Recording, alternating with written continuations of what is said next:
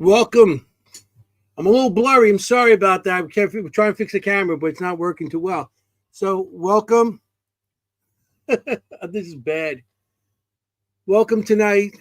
We're back, and welcome to the Seekers Chronicles Paranormal Historians.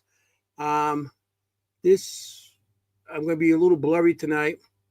I don't understand why, but we're going to try to get through this anyway.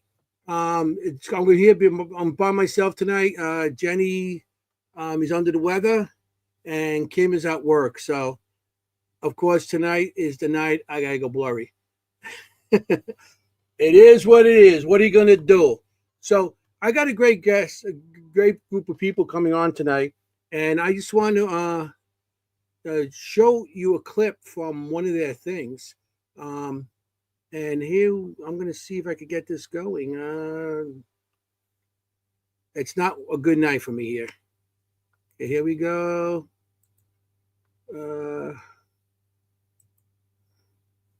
It's not working. That's bad.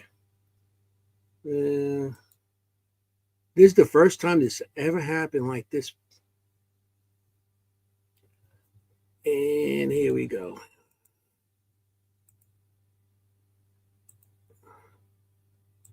You guys are probably thinking, oh, I'm professional he is.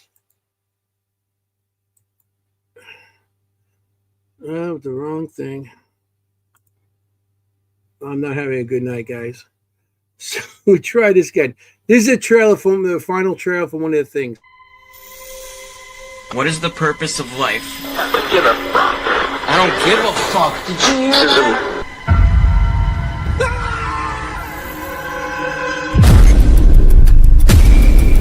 You touching my head?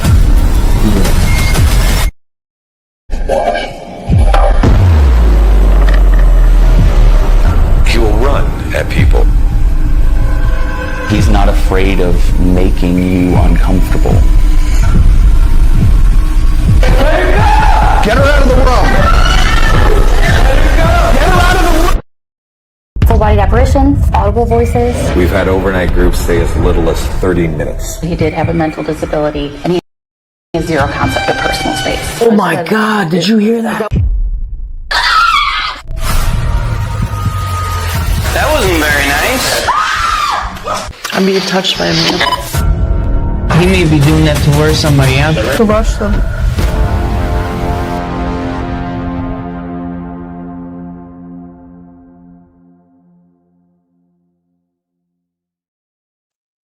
It's our new guest for tonight, East Coast Spirit Chases, and I'm going to bring them in. Okay, here they come. Hey, guys. Hi, how are you? Yeah, I'm sorry about this with my camera. It happened at a bad time. So, As long as I come out clear, it should be good. yeah, as long as you guys all come out clear. I just look like this. I just put myself on. Yeah, I'm concerned for my fans. So. So, you guys been around a long time.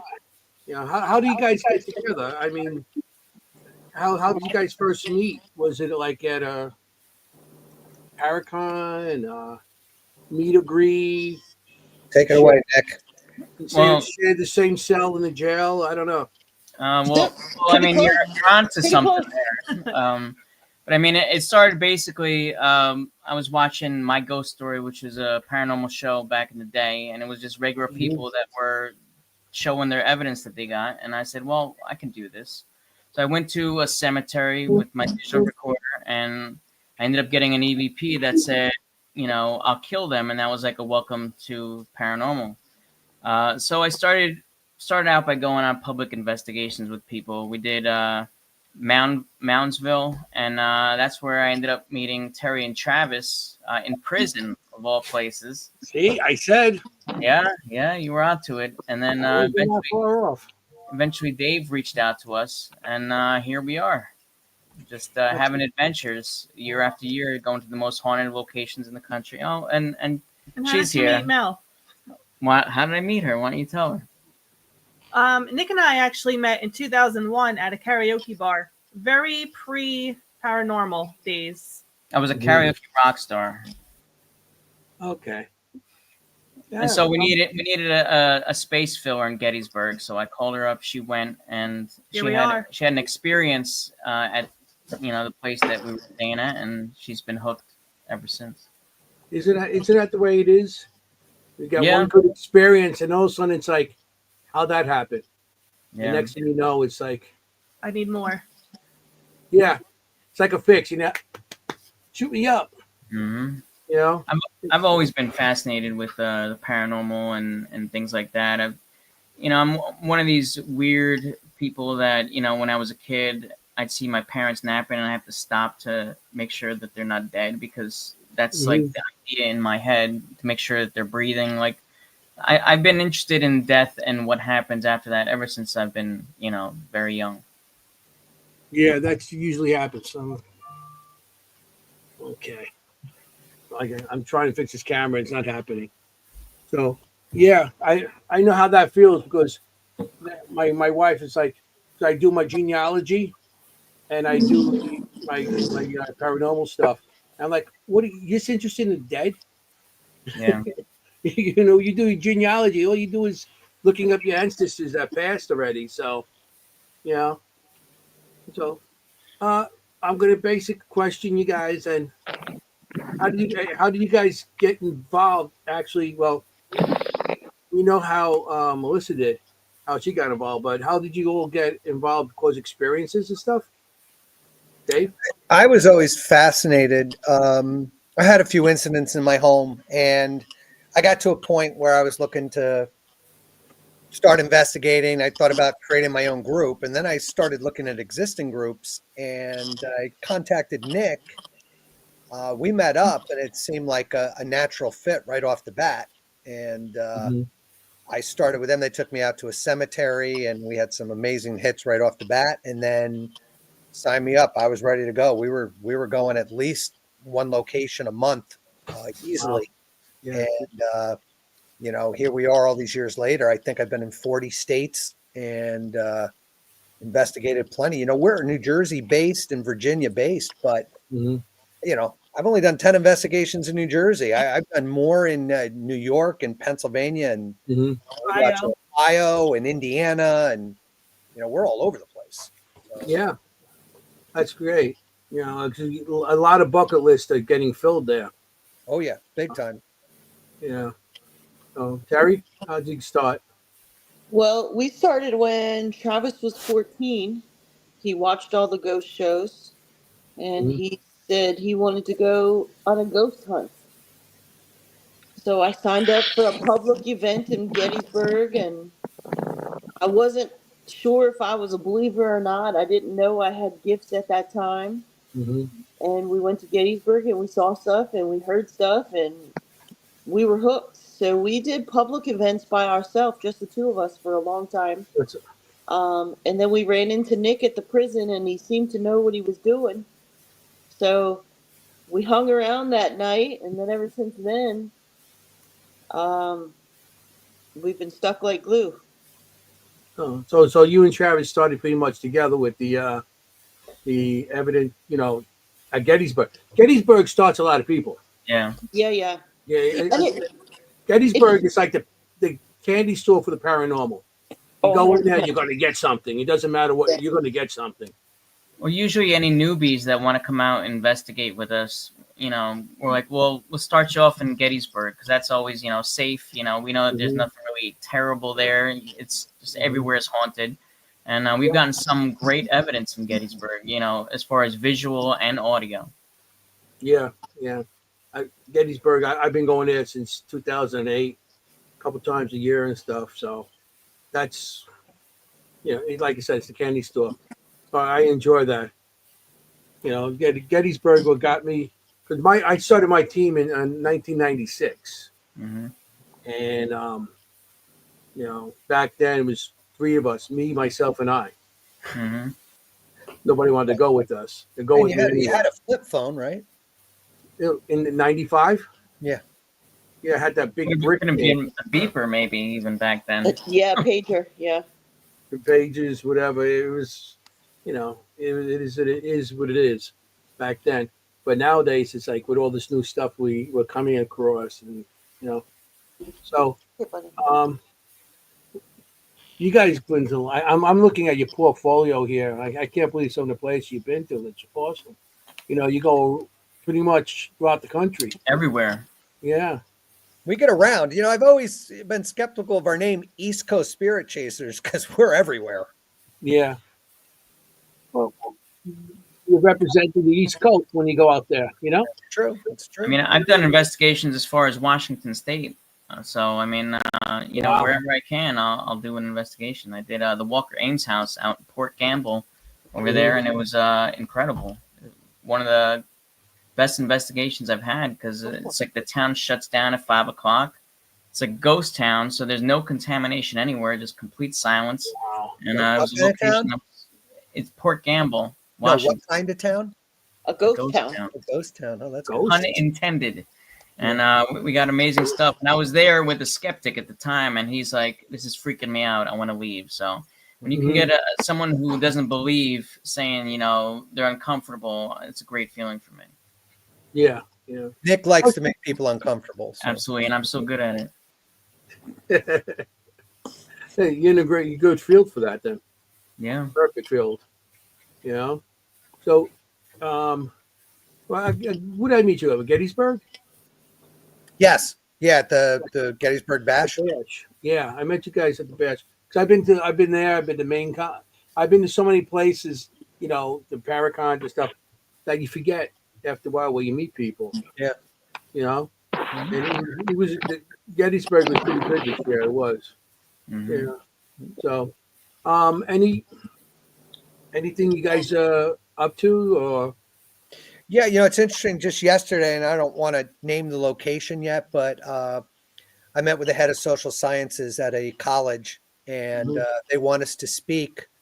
Nice. They run the philosophy and the psychology classes there, and they asked us if we could do a presentation because some of the things they study is the meaning of life and why and things like that, ritual and things like that. And what's interesting about it is not only are we going to do a presentation, and they said the students are stoked, but they have some haunted buildings on campus, one being a former hospital and morgue, and one being the building that houses the history department. And they've talked about it for years. The custodians have told them stories, students have, and they basically have invited us to come in and investigate the school prior to our presentation. So Awesome. we're looking forward to that one. Yeah. That's great when you get to talk to people and get new people involved. Because what's thrilling about it is I'm talking to two guys with PhDs, and they're very open to hearing about it. They're philosophy PhDs, and they want to hear about it because they've seen things in the building that they're questioning. Isn't that something? With the people with all these degrees that don't believe in what we do, all of a sudden they give one good experience. Yep. And they're believers. They're science guys. They're science guys, and science getting on board. We've got that in the pipeline. We just came out with this documentary, The Conscious Afterlife, which is basically, we kind of dig a little deep into 3 of the most haunted locations in the country. And a lot of the shows, the movies, paranormal documentaries, they basically just focus on validating the evidence of the location. So we go a step beyond that, and we start asking spirits about the afterlife, questions about it, like what's it like, and that's really what the documentary is about, the conscious afterlife, and we do get answers on it.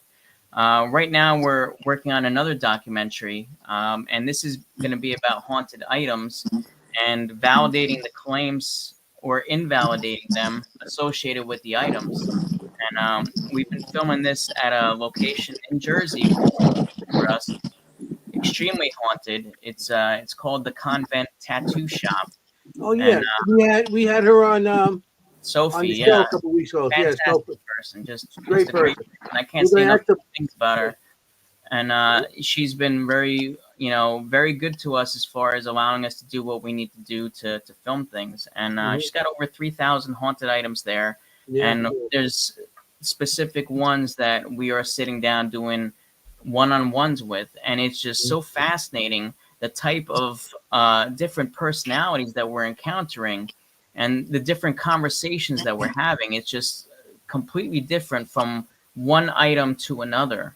We've got stuff threatening us. We have stuff joking with us, and we have stuff where they're basically we actually confirm a mystery that was there. They had an item that was knocked over, and it was a mystery who did it, and it is almost like a crime scene or a crime movie in this, because we're asking spirits to spill the tea on who knocked over this giant voodoo statue, and a lot of that is like a backstory in the documentary. Awesome. Yeah, we're gonna. She wants us to do one of our podcasts from there. So we might be doing it right from her location. Yeah, extremely haunted, and there's some great personalities there, some great items, and it's one of my most favorite locations to go to. Yeah, I've been hearing about that place for a while now, and yeah, so we're definitely going to be doing a podcast there in the future. When we have to just get a date set up, because we're a Tuesday night podcast, so she's down in South Jersey, I'm in Queens, so it's a little distance, for me. Oh, lucky you. Nick's a Mets fan. I know we were talking about that. Oh, God. I'm glad I wasn't on. I mean, I'm sorry. Well, I really don't, like I told him, they're New York teams. I don't care. I really don't follow any sports. Too busy with the paranormal. Yeah. I tell Nick all the time, you're going to need the paranormal for the Mets to win, so that works out. Yeah, we'll need some supernatural event to happen. You got a shaman on your team. Why don't you get some positive energy for? Yeah, well, that would be Terry. She's the one that's got the X-Men abilities. We always tease her that they're going to come to recruit her to go out with Wolverine and Cyclops and all of them and save the world. Yeah, Terry doesn't much care for baseball. Yeah, they're still in some positive energy. If you could get the Mets to win, by giving them positive energy, I make a lot of people believers, I could tell you. Yeah. Not only believers, people are going to come. They're going to flock to you. Yeah. Well, one of the values with Terry is the fact that she can take care of any type of situation. Whether it's something dark or mischievous. There's times that I've had a couple things going on in my house that try to get rid of it, and it's a little stubborn, does not want to go, and then Terry's got to put the foot down, and saves the day. She saves the day, and evicts any spirits that need to go. But we try to do a little paranormal therapy first, but sometimes we get those that are a little too stubborn, and that's when we got to call into Terry to try and work her magic. Yeah. Anything that could help. Yeah. Well, Nick gets carried away. He's at Terry Chase Away bill collectors too. So it goes Terry, you want to come over here? I got some bill collectors. Yeah, we had a spirit follow us from Brinton Lodge. I think it was Douglasville, Pennsylvania. Yes. There was something there that was threatening us.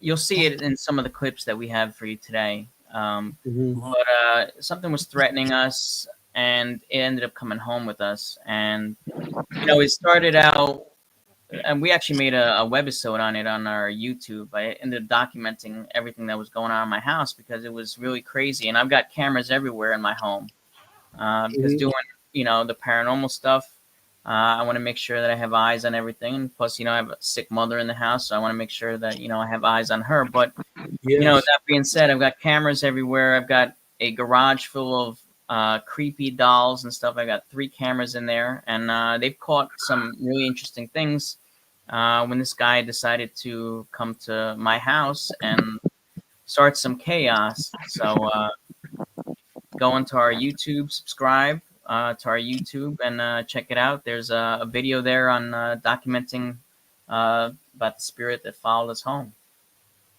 Yeah, like I said, we definitely put the YouTube out there. Like I said, I'm going to show your page on today. So, I mean, do you do anything to try to prevent things following you home, or is any ritual, or a lot of people just burn stage and say, okay, you know, and that's it, and they go home. I mean, we do. We say prayers. I try to make sure everybody's clear before we leave. Mhm. The We thing do is, find roadkill on the road there, and we'll take the blood of the animal and put it all over ourselves. And That's good. how That's it- good. no, we do find stuff like when spirits follow us home, they might not be with us immediately when we leave, Uh or huh. they could hide themselves from us. You know, we can only see them if they want us to see them. That's for sure. So, you know, I think all of us have dealt with some sort of spirits following us home. Um, Dave's had attachments. Nick's had an attachment. Um, you know, even with me, before I knew I had gifts, I had a spirit that followed me home from Savannah, Oh, and wow. that was before I knew that I could do all the magic that I do now. And should I tell had, that story. yeah. So we went to what was it? Sorrel Weed House, and Thoreau Weed House. It is a very old plantation type home. And there's a story they tell of a slave girl. I'd say she was 15 or 16. Her name is Molly. And when we were there, we did, it was kind of a public investigation because we couldn't get a private. And I just connected with Molly. And she felt safe with me. But the story goes that she committed suicide is the thought. But Wow. now that we figured it out, it wasn't suicide at all. She was having not I. They called it back then having an affair with the master of the house. Um, in my Mhm. opinion, she was being sexually abused by the master of the house, and the woman of the house caught them in the act and jumped to her death. And then Molly was killed shortly thereafter. Yeah, Um, they really didn't have a choice back then. Yeah. So Molly followed me home and she scratched me a couple times and she actually pushed me off of my porch steps, which caused a broken ankle. tell about the Um, ring video. yeah, we have it on Ring video where I was pushed down the steps, Oh, and wow. we have an EVP saying I'm just a kid at the same time. And when that happened, it's because I was working with a shaman and a medium to, because I didn't know who it was at that point. So I was working with a shaman and a medium to get rid of whatever was at our house. So, but there's also a YouTube video on that. There is about I think it's a 12-minute video on YouTube about the Molly situation. It was on Southern Comfort, I think the episode was called. Mhm. So, yeah. So Molly left me several scratches during that week and a broken ankle. And it And wasn't anything malicious. She was scratching at Terry because she didn't know if Terry was real or not. Yeah, she So, was trying to figure out if I was. where ah, TV he shows was, will tell yeah, you, confessing it. you know, Yeah, yeah. TV will tell you this is a demonic attack, and that wasn't the case at all. And even her pushing me, it wasn't demonic. It wasn't like she wasn't trying to hurt me. She Hmm. was trying to get my attention. Yeah, So that's the whole thing. Everybody thinks because we get scratched and pushed or whatever we might get, it's not always because of something bad. It's because, like you said, to try and get your attention. Mhm. Yeah, I tell people all the time, unless they're pushing you down the stairs or setting your stove on fire, they're just getting your attention. yeah. Nothing to worry about. Well, Well, there's times where Terry's had like burning sensations and stuff like that, or nausea, and a lot of times the energy could be overwhelming for her, or it could be a spirit that's showing her what they experienced. mhm. So it's not necessarily anything malicious. right. You do have a clip of her. You're telling her to has to get out. I'm not sure which one the clips it was. I think Um, that was in the trailer. That's a trailer. That's Edinburgh the other Manor. one. Okay. Yeah, she got beat up pretty good in the documentary. Yeah. At a few locations. Hmm. Yeah, that was particularly Edinburgh Manor in Iowa. Yeah, that was a rough trip that week. Yeah, That was because rough. one of the days she's also spitting up blood at Malvern Manor and getting pains and all sorts of stuff. Yeah. That is not good when you're spitting up blood. No, Yeah. That's But that's again, happened to her twice. again, it was not a demonic entity. It was just something trying to get my attention, teach me a lesson. You know. yeah. So, you mean did you go to the doctor for that and see maybe there's something else besides that, or? No, I mean because I go to the stomach doctor regularly anyway. Because I have had an issue that has to be tested every year. Mhm. Which has nothing to do with the paranormal.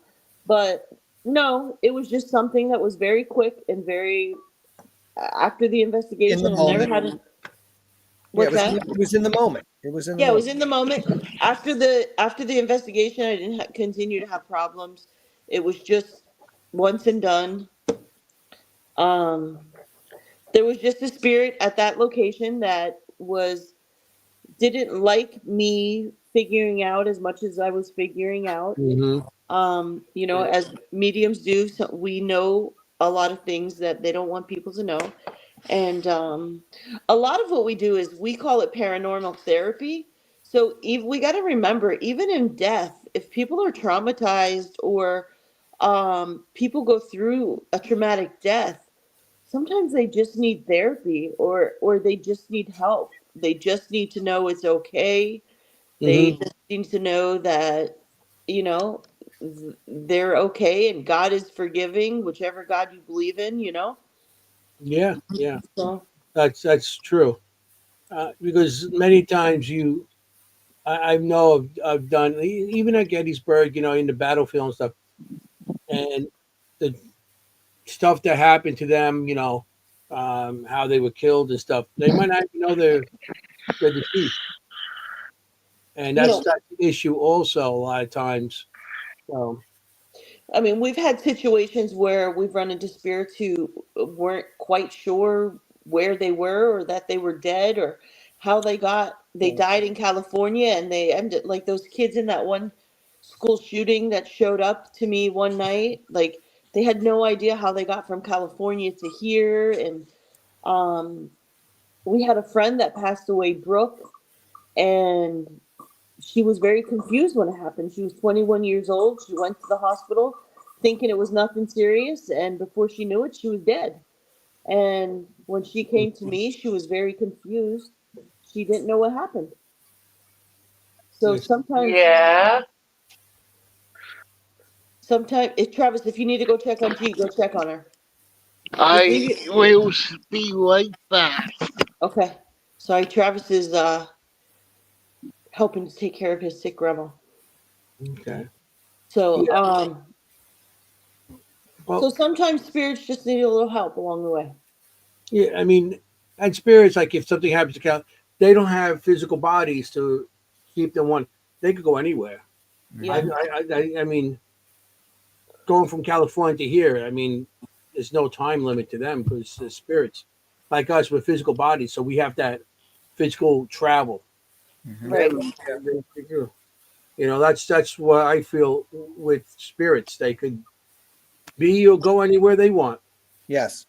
And I think We've had a spirit tell us that they could be three conscious entities at one time. They could be in Paris, Las Vegas, and here talking to us all at the same time, Oh man, which yeah. is a mind blow.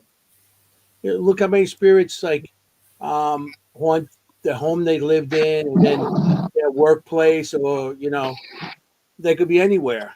Hmm. So like I said, there's no physicality to keep them anywhere. Mhm. You know, so um, as you can see, I'm trying to fix my screen as I'm talking to you. One big blur. So, um, I'm going to show you some of the locations you've been to. Okay, I'm going to put them up on the screen. I'm putting your portfolio, and this is a nice little portfolio. Yeah, you know, Yeah, we get around. you know, Yeah, Penhurst. I keep track by state. Actually, Nick also has a map. We have a map. We put pins in the map all over the U.S. wherever we do a location. Really? That's a good idea. Yeah, and we've done like I think I've done 40 in Pennsylvania alone. So Yeah, PA has a lot of stuff going on there. I don't know what's going on with PA, but Mm. you know, Mountsville. Mm-hmm. I love that. The West Virginia Penitentiary. That was Yeah. one of my favorites too. Rolling Hills was great too. I love that Yeah. place. I haven't been there. Yeah. I mean, I go all these different places, but some of the places I haven't been there. Pennsylvania, we touched a lot of Jersey, Ohio. New York. Ohio's a good state. Oh, we love Ohio. Yeah, I Never hear about disappointed that there. all the time. I've been invited there a couple times on different locations, which this year I'm going to probably try to get out there. You know, see, my issue is that my wife doesn't do this, Mm-hmm. so it's a little hard to go places when uh, she's like, she's staying home and Well, can I give you a tip? Because my wife doesn't like to do it either. But if we have a location where I can throw in a winery or horseback riding with a B&B, she's there. So you might want to try that angle. yeah, we'll try. I tried a couple of things, and I've been doing this a very long time, so I've been trying things through the years, and nothing seems to work. Now, is she a believer in spirits? Uh, until she met me, she wasn't. But I had so much stuff following me home through the years, and like I said, I've been doing this since I was 13 years old. Mm-hmm. I'm 63 now, so it's a little bit of time I've been, Yeah. doing it, and up to like 2004, that's when the people started everybody started doing paranormal, Mm-hmm. and because of the TV shows. Yep. Before that, it was like taboo. Nobody wanted to be part of it. As soon as people started watching the shows and buying K2, everybody became an investigator back then. Yep. You know, and so but she not really into it. I tried, so but I still go in a lot of places. We Yeah. just went to Hoover House out in Waynesville, Mhm. by Pittsburgh. That's Pam. Pam and Steve. And we were there. It's a really nice place. I recommend you guys go there.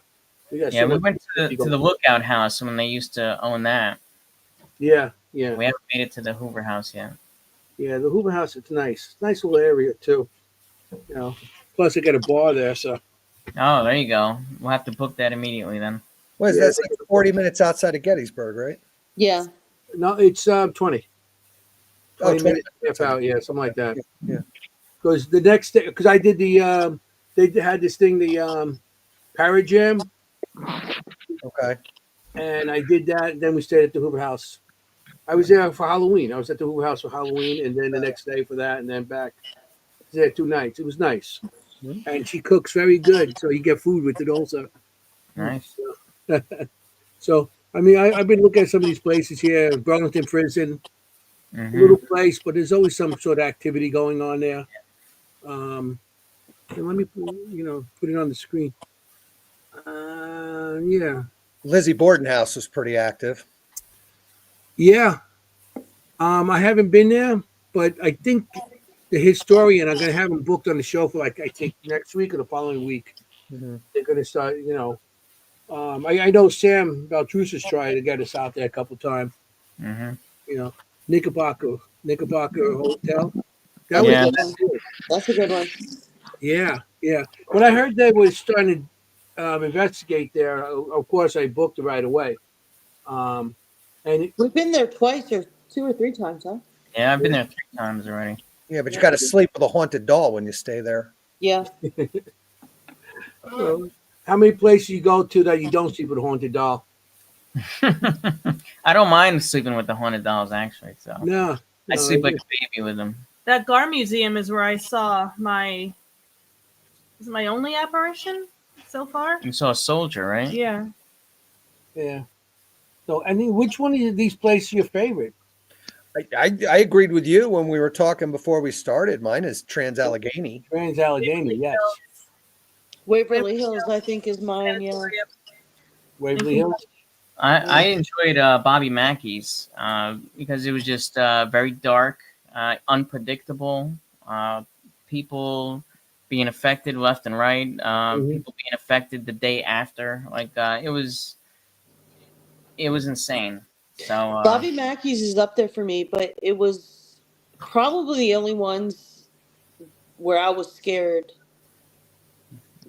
Like not during the investigation, but the following day when we dealt with the stuff we dealt with afterwards.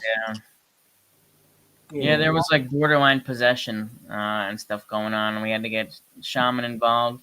Checkout's like 11 o'clock. We didn't leave until maybe 3 o'clock, something like that in the afternoon. Surprisingly, they didn't boot us out, so Yeah. everything ended up getting resolved. It's awesome. Yeah, I'm looking. Like I said, I'm just flipping down, so everybody in the audience, all these different locations. Yeah, I've been to a bunch of them. And some of the smaller locations like that a lot of people haven't heard of, like Bergen House or Dr. Mud House, those were really good locations, but they're not very well known.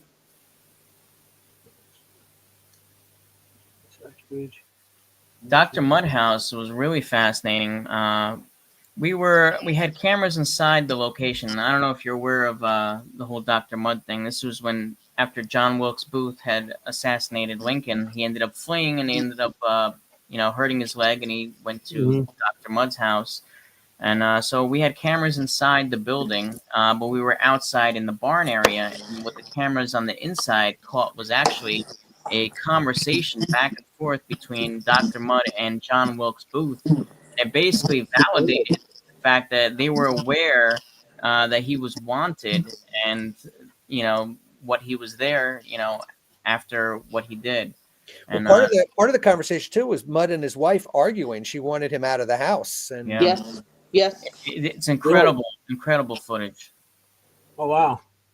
And she was arguing to tell him to get out of the house. Yeah, she wanted him out. And the theory is that Dr. Mudd did not tell Union troops that he was at the house when he was near town because he was afraid they'd surround the house and start shooting, and his family was in the house. So he kept his mouth shut. He actually did jail time for it afterwards. Oh, really? But they have slave quarters on the property. They had the old tobacco barns where they would hang and dry the tobacco in the back. And that place, we stepped out of the car and it started immediately. Mm-hmm. Here we go. You got people in the audience. If I don't stay on top of you, I'm trying to get as much as done here, but it's. Kevin's my coworker. He went out to Gettysburg with us one time for some adventures, and Charles Mansion was another great location in New Jersey.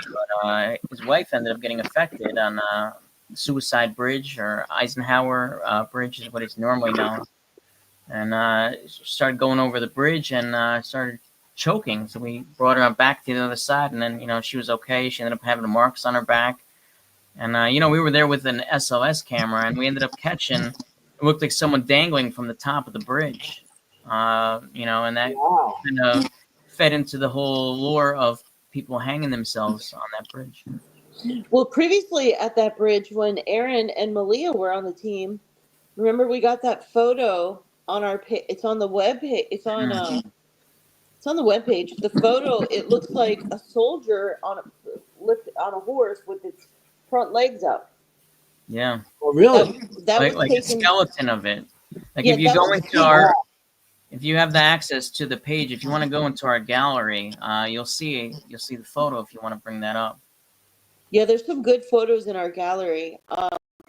So that one is from Suicide Bridge also.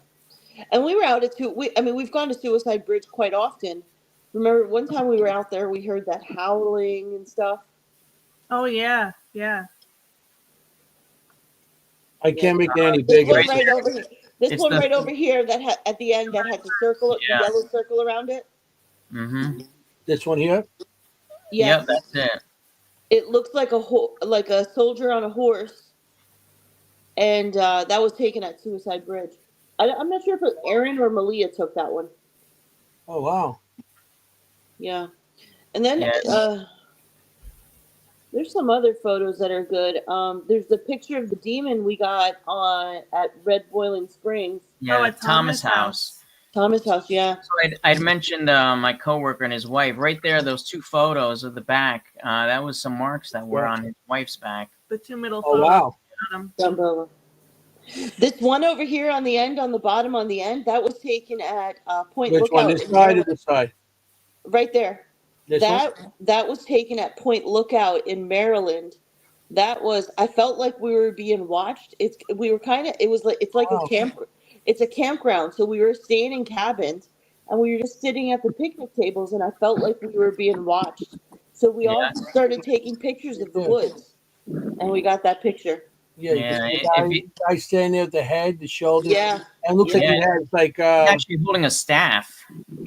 Yeah. Now, Point yes. Lookout, I believe there's some American Indian history there. And Yeah. also, the area was used as a prisoner of war camp. The Civil War came through there, and it was used for a prisoner of war camp.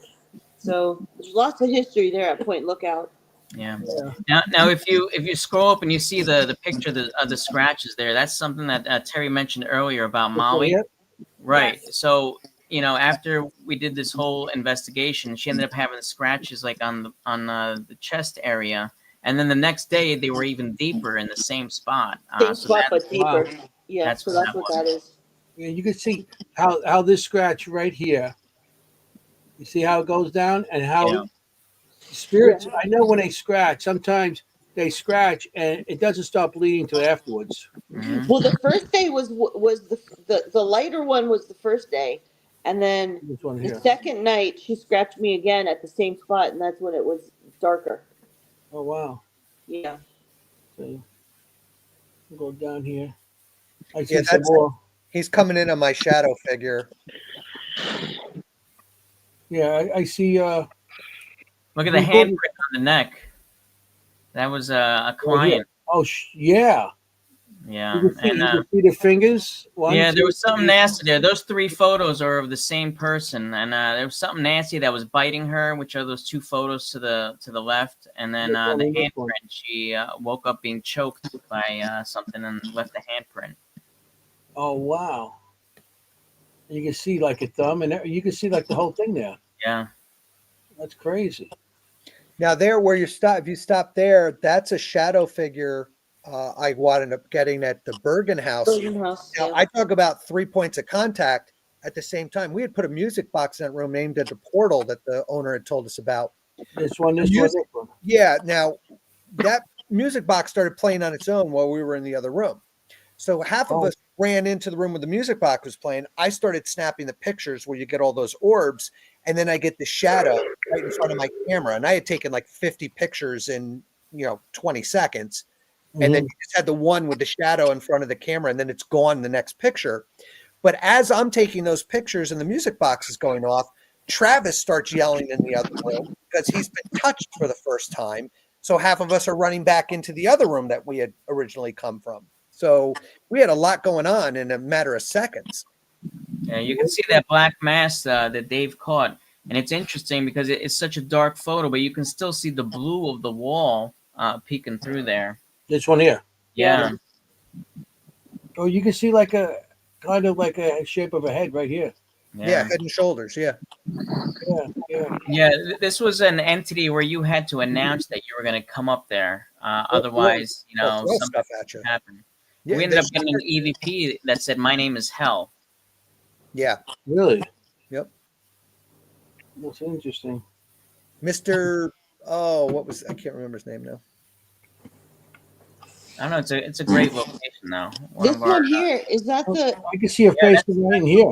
that's the demon in Red Boiling Springs, Tennessee at Thomas House. Right Yeah, there. Terry You can caught see that. it comes down this way, and you can see the long face. You can see the eyes.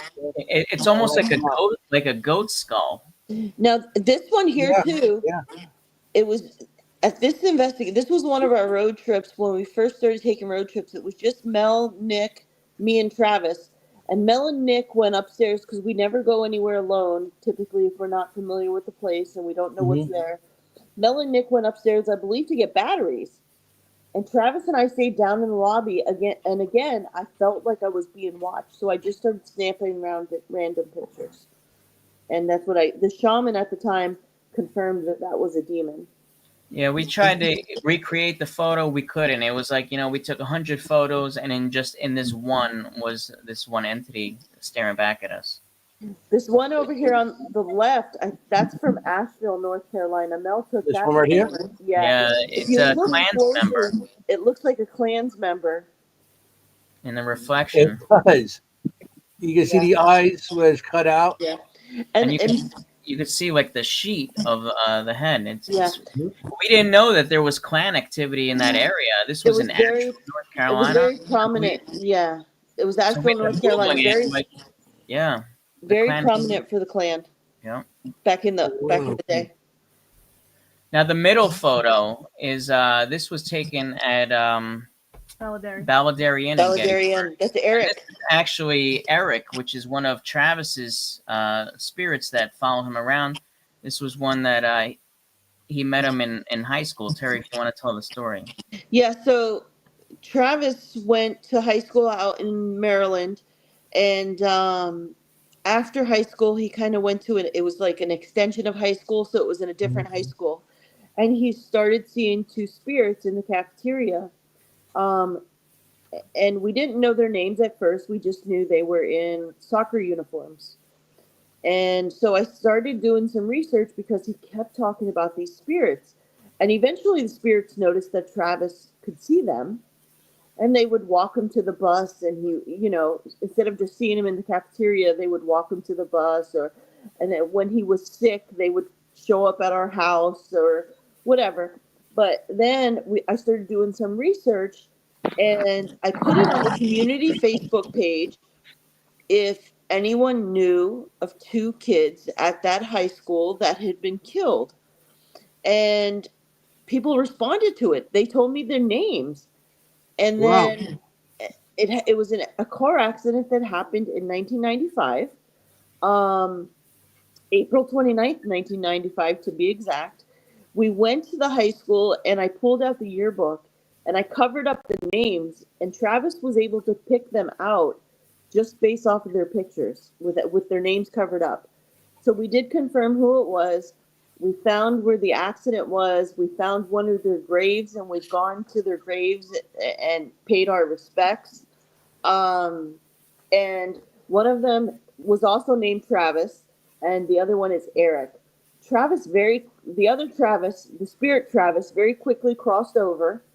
After we started, helping some other spirits cross over, Travis chose to cross over, and Eric has stuck around.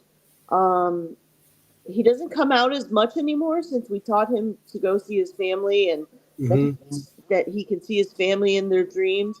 He doesn't come out as much, but whenever we're going to a location that might be a little bit scarier or we might need a little bit of extra protection, he always shows up for us. And again, there's a YouTube episode about Travis and Eric. Yep, it's called School Spirit. Yeah. These are all on our YouTube. Our episode. Yeah. Hey, you're not blurry anymore. I know. I looked up and I say, hey, there I go. I'm back. So these are some physical things that have happened. You can see the pentagram burnt into the skin on the one. Bite marks, all kinds of burns. Yeah, look at the burns. There's the pentagram, that one. Yeah. It's crazy how, these things happen. And it's funny because I know I had stuff in the past, and then like the next day, it's not even there no more. Mm-hmm. Some more stuff here. On the stairs.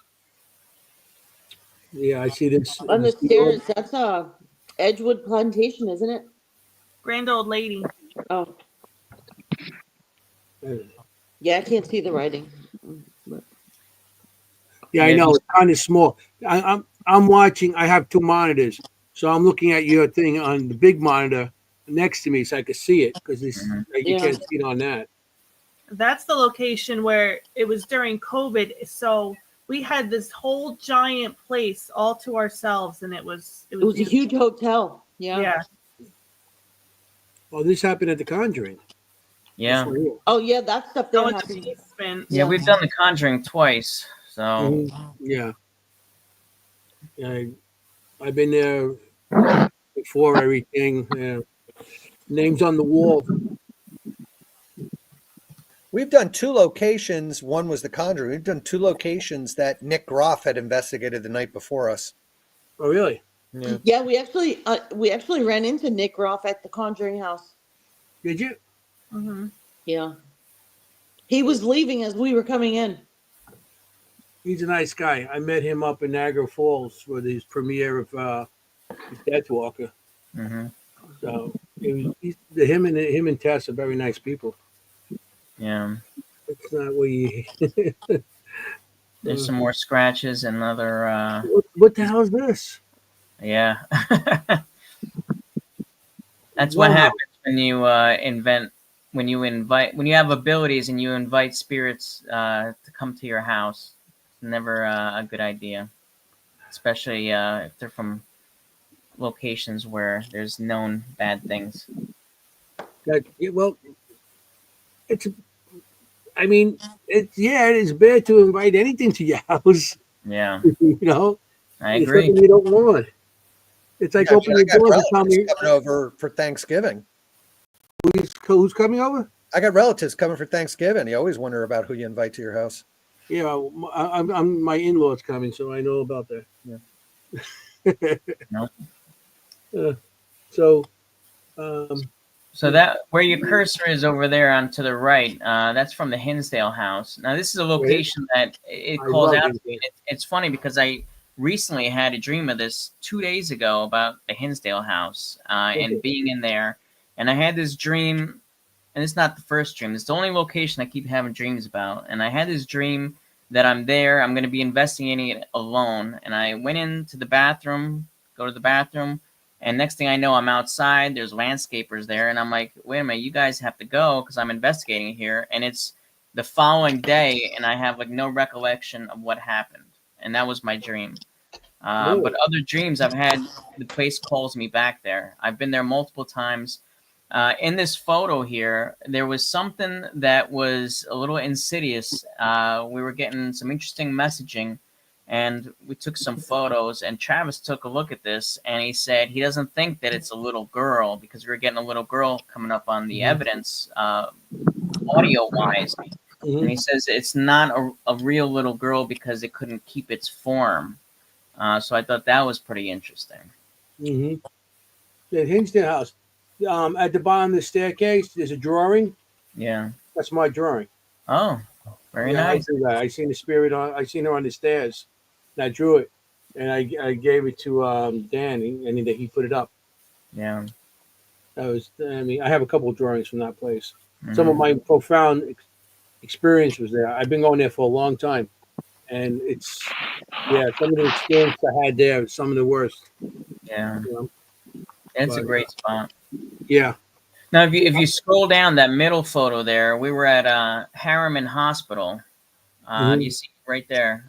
So we were in the recovery room doing an investigation. Something told me to go out, and just down the hall, just snapping photos. I took 20 photos. I'm zooming in, looking at them, and this one photo had this person here that is just standing there in a green dress. It looks like a black lady standing there, and she just smiling at us. So I saw this, like, hey, I got something. We ran down there and we asked her, like, hey, we saw you in the green dress, what are you doing? And she actually responded and said, I'm here to see the doctor. And then we mentioned her, like a bag that she had. Like, do you have a bag? And she's like, how do you know? And then that was it. So that was pretty interesting. Yeah, I mean, green dress could be could have been like Scrubs. I don't know. It almost looks like an evening gown type. Yeah, it almost looks like it's cut off at the shoulders. Yeah. Oh, you right here. Yeah. Oh, all right. Yes. Oh, that's interesting. Okay. Here's some more. I mean, you guys good stuff in this gallery. Yeah. And it's interesting because like all the like anomalies and stuff, Travis has been able to validate them and tell us who he sees in the photo. So typically orbs and stuff like that, I really won't put too much stock into it unless we have other types of evidence going on at the same time. Maybe other devices going on, audio stuff that's validating things, Travis seeing it. That's all things that we consider before we put in something like that. Yeah, this is interesting. It's good stuff in your gallery. So, let me get this. Move this one here. You did send us some videos, so I want to maybe start getting into some of that too. Yeah. And I see you have your doggy there, so I'm gonna. Yeah. He's actually an investigator at the house too. He's one of our best detectors to let us know that there's a spirit around. Most times it's just my dad, but sometimes he'll react and let us know that somebody else here. That's cool. What kind of pup? He's a Morkie, which is a Maltese Yorkie. Looking for someone that can do exorcisms on dogs, so I'll put that word out because he's a little demon. I just got done watching my my grandpup, my son's dog, my grandpup, and it's a good dog, but I pet her, and I hold the head, I go, release the devil dogs, release the devil dog. Yeah. Yeah, he's from Gettysburg actually too. Is he? Yeah. Oh. That's eventually a spot that I'm looking to move to get out of Jersey. And move closer to Gettysburg. I'm in love to get out there. Got too much going on here. It's like, I did to go to the it's supposed to be like a 4-hour ride for me. When I went to the Hoover House with all the traffic. I went on a Friday, 6.5 hours. Oh wow. Yeah. That's why I got out there. I walk in the place because I've never been there. I walk in the back door. I'm like, am I in the right spot? Because there was a bar there. Then I seen Pam standing behind the bar. I'm like, am I in the right spot? She goes, yeah. I said, good. I'm leaving everything in the car. I just drove for 6.5 hours. I'm going to sit down and have a beer. There you go. So I went down Halloween. So the spirits I had was, I had spirits with the spirits. What were you dressed as? Did you have a costume? Yeah, myself. That's scary. You kidding me? I scare a lot of people looking like this. So, I'm going to show some of your evidence. I want to show the one I just mentioned. And you have it marked down as pet hauntings?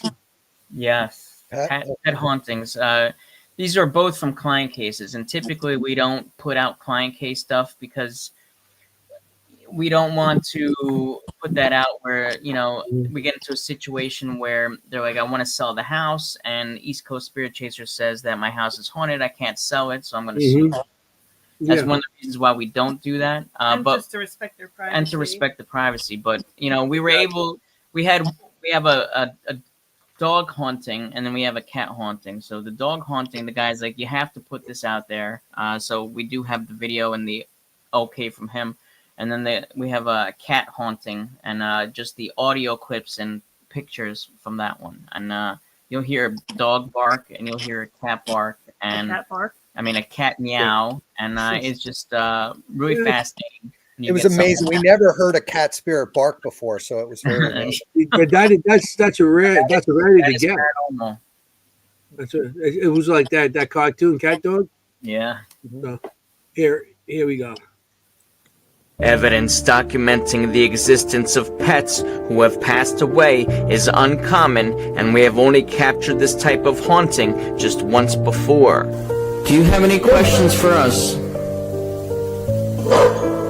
Oh my God! That was a dog bark.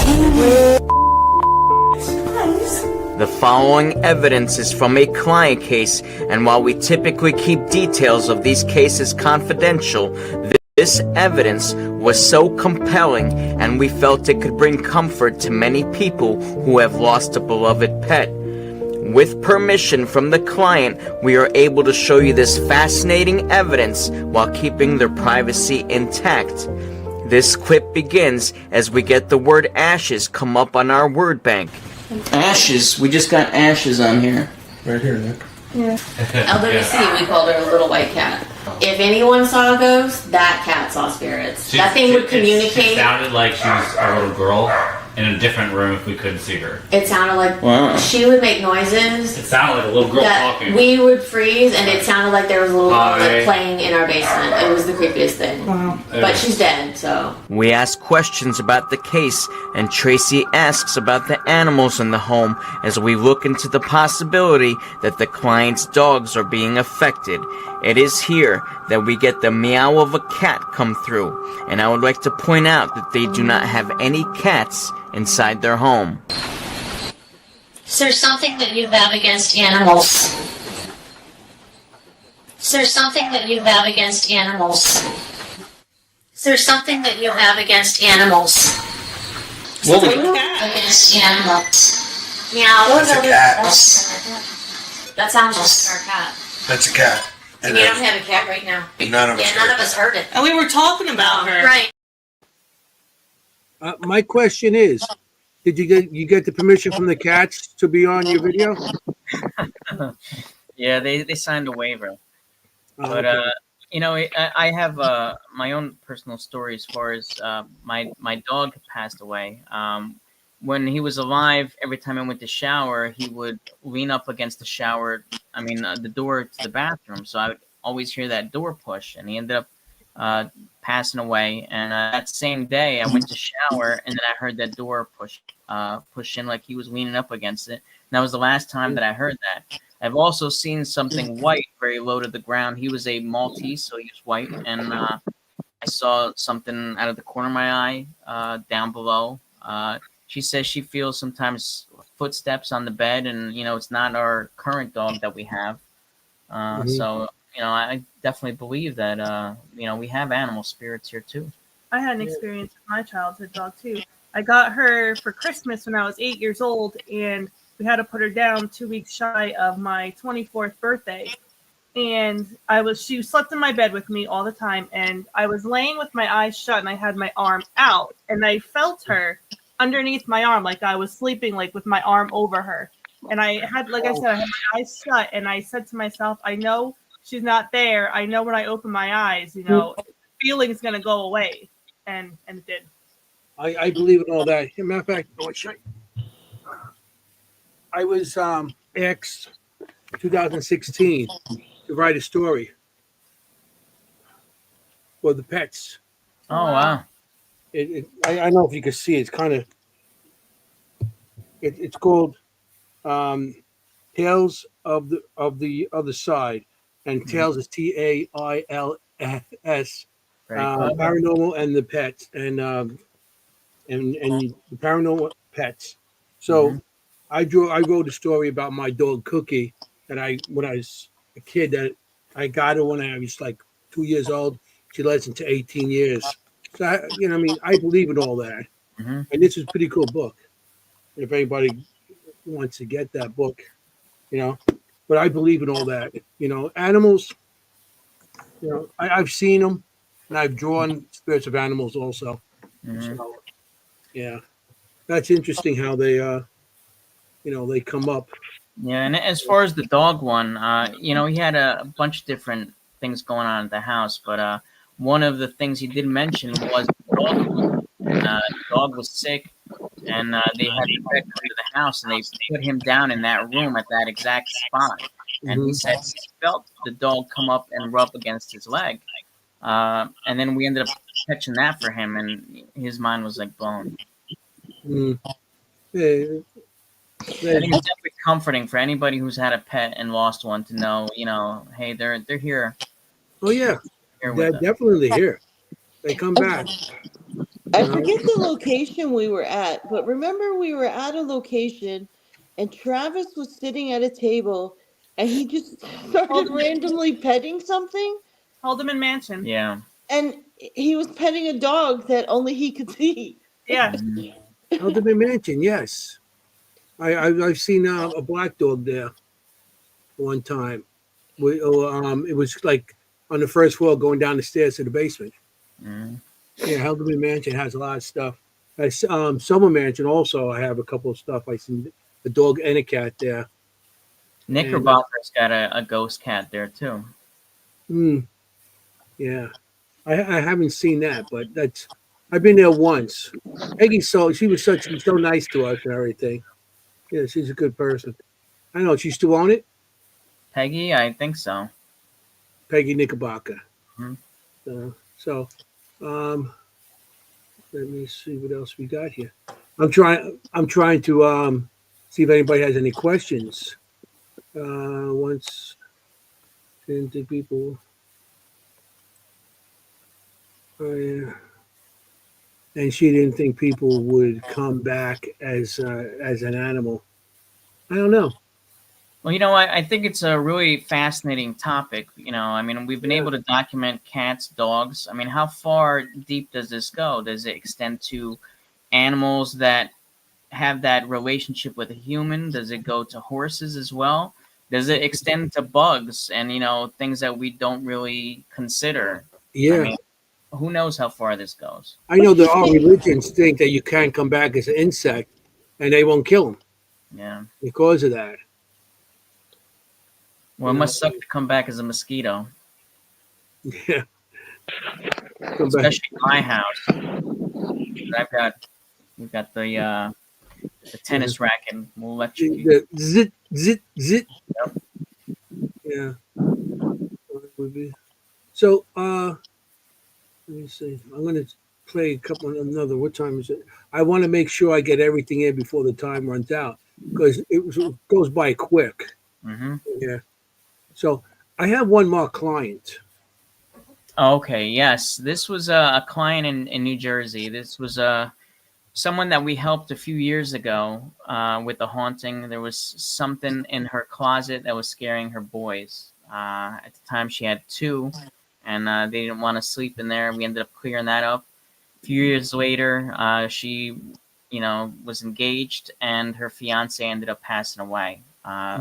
So she was left with 3 kids, and she was having signs that something was going on, and she asked us to come and try and make contact with him. And this was one of these rare opportunities where everything worked out, the stars aligned. He gave us so much content. She was able to validate voice. He was able to name all 3 of his children. He ended up disciplining his one son who was acting up when they were trying to make contact. And it was just back and forth. And there was even a point where, he was running low on energy, and he said, I have to charge up. And then he would end up charging up, and then he'd light up a REM pod after that. So he was kind of figuring things out in the moment. And this is just a small clip of just a sample of some of the evidence that we got. But we do have a full webisode on our YouTube. If you want to see it, it is absolutely incredible evidence validating our loved ones are there. All right, so let's get this clip going then. Hi. You say your name? I just heard Steve. Is there any message that you want to say before we go? I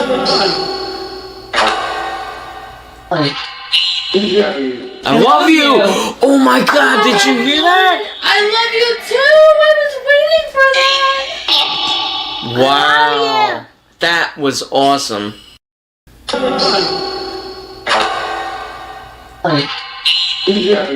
He always calls me babe and yells, babe. He always babe! Okay.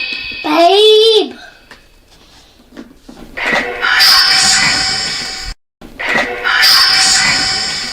Can you name your boys in order? I heard Nicholas. I heard Nicholas too. Say their names. Vincent.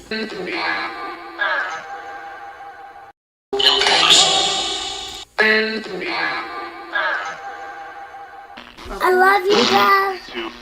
I love you. Oh, he said, "I love you too. I love you." Daddy said, "I love you too." This is his voice. Like I can't. Come on, Steve.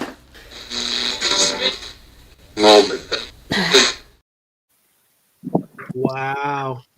Yeah, and there's more. If you watch the video, that's just the tip of the iceberg with the type of evidence that we got. It was incredible. That Definitely is an experience that I'll never forget, and the client is never going to forget that either. no, and I gave the kids. Yeah, How old were the kids?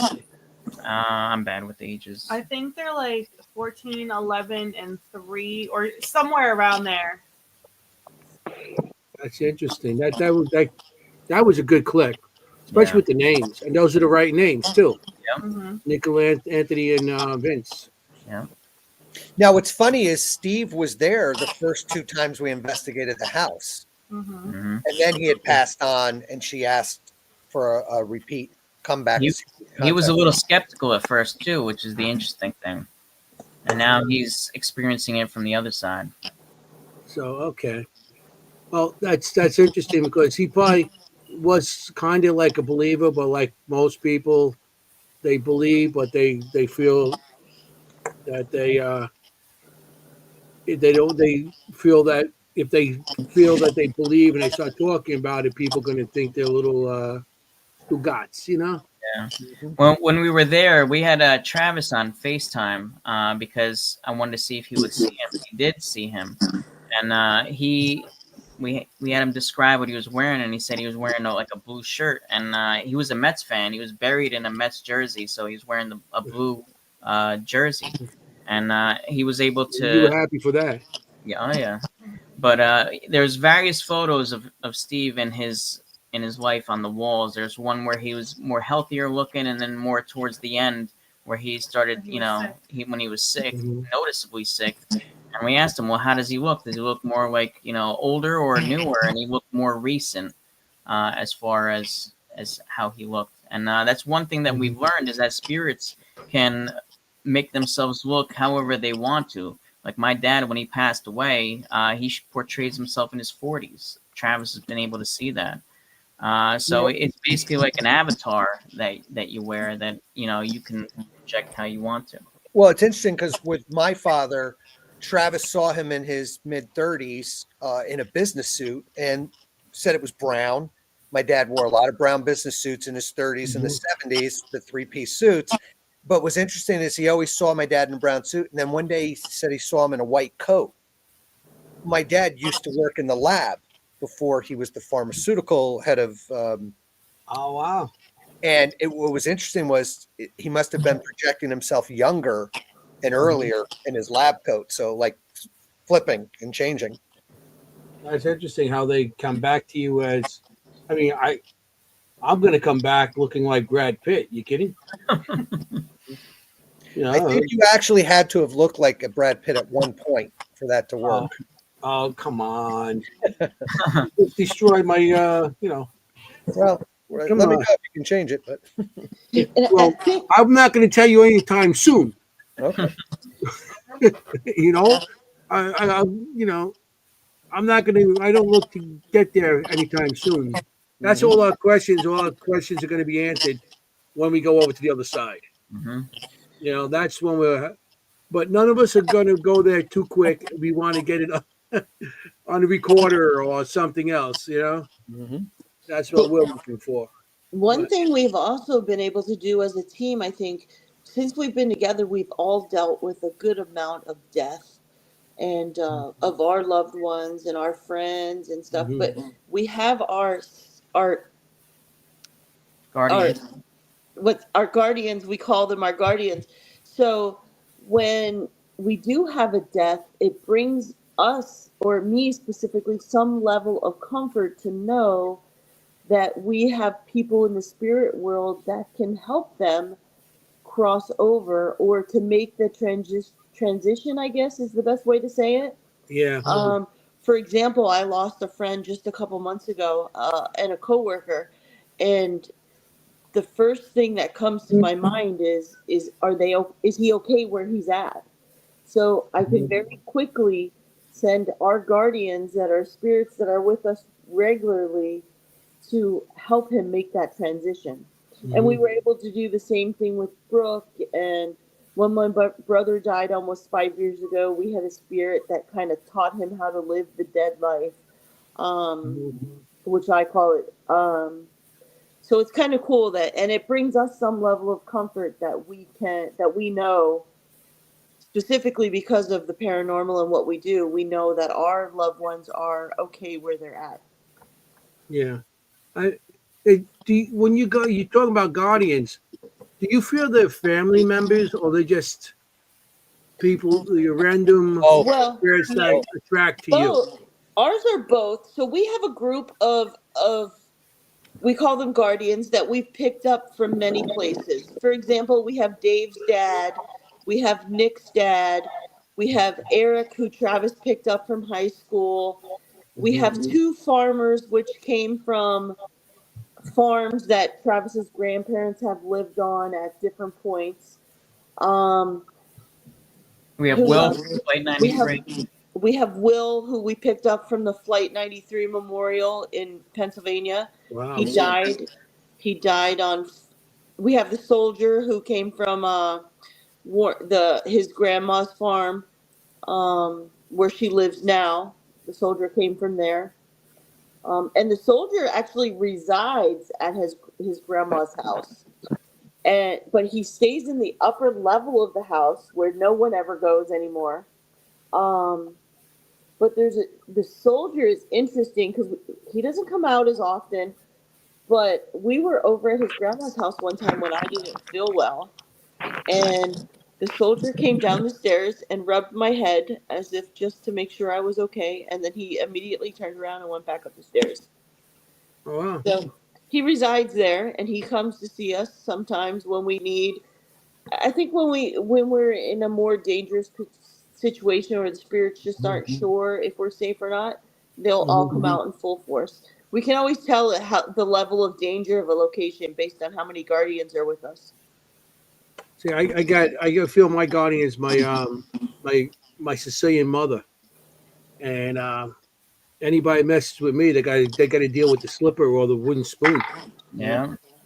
Yeah, See them. He'll see them as they portray themselves like much bigger and kind of, he says, like puffed up to intimidate, I guess, any potential spirits who want to have bad intentions. Right. Yeah. And I have to say, I'm a little jealous of Dave and Nick because their dads come along, and both of my parents have died well, it's a year today since my mom passed away. And my dad died a year and a half before that. And because of their beliefs, their religious beliefs, I'm pretty certain they both cross over and don't come and visit. So, but they were very comfortable with their next phase of life, and I'm secure that they're okay. Yeah, I feel the spirits. They do move on. A lot of them, but I feel they come back when we're at our lowest, and they feel that we need them, especially family or parents or something or grandparents.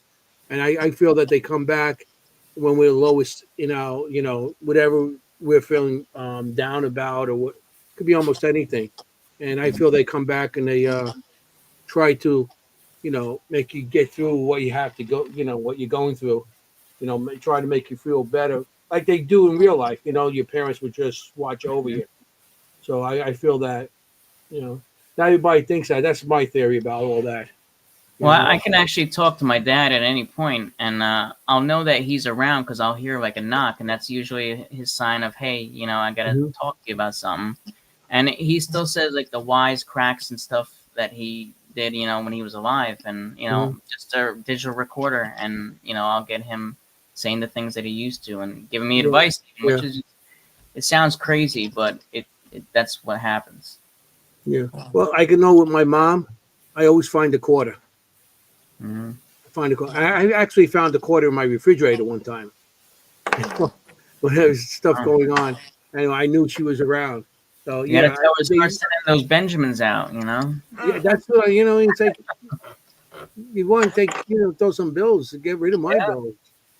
I like to see it more in my account to pay the bills off than my refrigerator. They can't take it with them. Yeah. So Mel's got a story, but she's shy. But I'll put her on the spot. go ahead. Can I Well, hear your story? This was probably a couple years ago. Nick's wedding band was loose, and he was laying in bed, and I think I was in the other room. I was still working, and he texts me and goes, "My ring fell off. I don't know where it is. It's in the bed somewhere."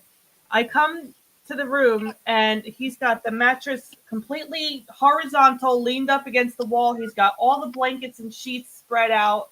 Now I'm thinking, great. He probably was looking for it, took a sheet, flung it, and now this ring is anywhere. So we looked everywhere. We looked under like the heating vents. We looked anywhere we could think of.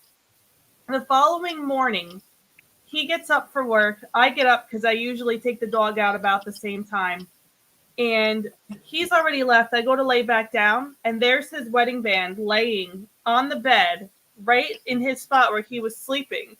So I text him. I said, "I found your ring," and he says, "Prove it." I took the picture of the ring because where did it come from? The mattress was off the bed, standing up. So it was just an odd and interesting experience. Somebody found it for him. That's awesome. Yes. See, your guardian angels. Yeah. Guardians.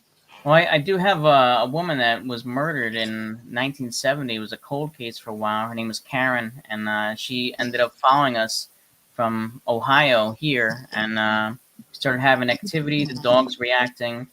I ended up, turning the recorder on, and right away I caught her name. My dad, when he was alive, I was at work. He's sitting in this very room, actually, watching TV, and he saw her standing. He said that she was solid. She was going through her purse, and she didn't react to him. He said hello. The dog made a sound. He took his eyes off of her, and she was gone. He thought that was one of my friends. So I had a medium connect with the house remotely, and he ended up encountering her, and he described her the same way that my dad did, without them even comparing notes. Like, he validated the uniform and everything.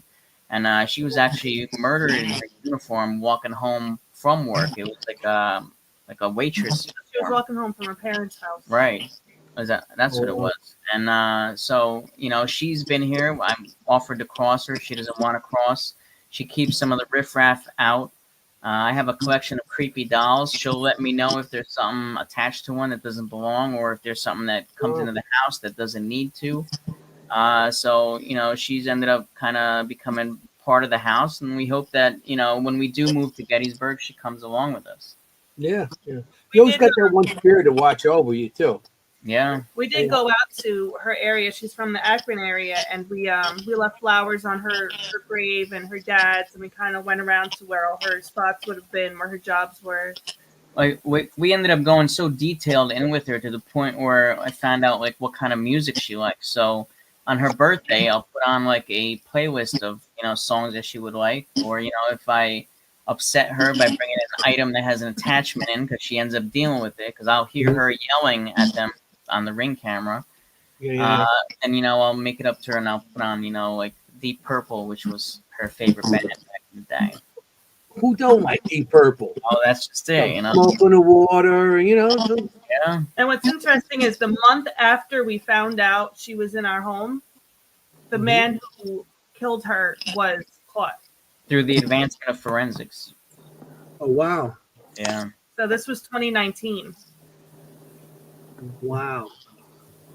That's cool. Well, I say cool, not for her, but but your spirit, I know we done crossing overs, and the spirit that was taking care of the location was crossed over, and what was bad that was keeping it down, started going in and causing trouble. It was more activity after we cross over that one spirit. So you had to go back there and cross over the second spirit. But you always have that good spirit that watches you. So you got another clip here called "Hot and Cold Experiment."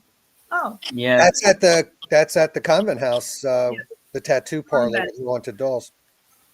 Yeah, this is where we're going to be filming when we're in the process of working on our next documentary. But this was from maybe a year or two ago. We like to do out of the box type experiments with spirits instead of just asking the same questions they hear millions of times. So this was an experiment where we did the hot and cold game. You know, like if we're coming near you, say hot. If we're not, then say cold. And it ended up working, and we got some great results. Okay, we'll play that clip. You ready playing? So we're gonna have Dave walk around, and if he's getting near you, can you say hotter or colder? No, okay. We're out of here. Cold. Oh my God! Did you hear that? Wow! All right. And then says, "Cole, go home." Yeah, they're like, we'll give you what you want, just get out of here. We got a Deep Purple fan in the audience too. Yeah. Book of Talisman was her favorite album, by the way. So I mean, So nothing like Black Moore on guitar. So Deep Purple fans. Some purple, Deep Purple. So yeah, but I mean, I thought that clip was great because you hear the kid, you hear his voice saying, you know, yeah, I like to play, I'll play with you, and you know, he did. That when we had her on the on my show on the podcast, and she showed us some of the dolls in the background and all this. She sent us a bunch of pictures because we had pictures shown. I mean, it's like, wow, she has a lot of stuff there. Yeah, and we actually met up with somebody in Little Rock, Arkansas, who had sent her a ton of dolls and got to interview her about the dolls she had forwarded it on. Mm-hmm. Yeah, she just talking about the dolls and how the location, how she found it, and how she was drawn to it, and that's interesting. She's got a name on every doll, and she's got a bio on them and a backstory, and you know, there's a lot of dolls. It's really fascinating because about 80% of these 3,000 haunted items were donated to her. She was on a paranormal show, and people saw that, and they said, you know, I have this haunted doll. I'm just going to send it. And all of a sudden, all these packages with all these haunted objects started appearing, and you know, that's a majority of her collection. And she's still getting random packages, and she's still ordering things, and is just creating more and more hauntings for her location. Yeah, she has more than dolls. She has, you know, voodoo masks, tribal masks, other things too. Tribal artifacts, everything you could think of. I like the because she showed us pictures, and she has like a whole thing of clown dolls. Yeah, the section is clown dolls. The clowns don't bother me, but it was people in the audience like, that's freaky. You know? That's pretty cool. Yeah, I really like. She's got a Mardi Gras doll that was in a bar in New Orleans, and it was like throwing glasses around and causing problems. So they sent the doll up to her, and that was one that I was trying to connect to when we were working on the documentary. Yeah, because we talk about Ouija boards and all that stuff, and we talk. Matter of fact, like I mentioned that she wants us to do a podcast out there. So one night we're going to be. One of us is going to be down by her, and we're going to do the podcast out of the tattoo parlor. It'd be cool. That I would love to do. Yeah, so, she's got 7 skeletons there too. Yeah, that's crazy. Yep. Well, here's another one. You got Pictionary, and I thought this was pretty cool. I watched this one too, and I thought it was pretty cool how it responds. Yeah, this is another one of these out-of-the-box experiments. We try to make it fun for spirits, and I think that's one of the things that, in turn, opens up the dialogue, kind of brings their guard down, and then just helps the communication back and forth. If they see that we have good intent, that we're not provoking, that we're coming at them respectfully, that we're doing things to have fun with them, then in turn, they're going to give us some great evidence, and they do. So this is an experiment. Dave is a fantastic artist. Like, I don't know why his stuff is not in museums, but he's in charge of the Pictionary stuff, and he creates these masterpieces, and these spirits will react and tell us what he draws. And, you know, part of the whole thing with paranormal investigating is getting that validation that there's Mhm. something out there. So if you can draw something so wild and then have them tell you what it is, I mean, how can you say that that's not something? Yeah, I So know. Yeah, it's we do too that with sometimes with words. We just write a word down and say what this is. So it's the same thing with the pictures. It's pretty cool. If you get a direct response, how can you say it's not?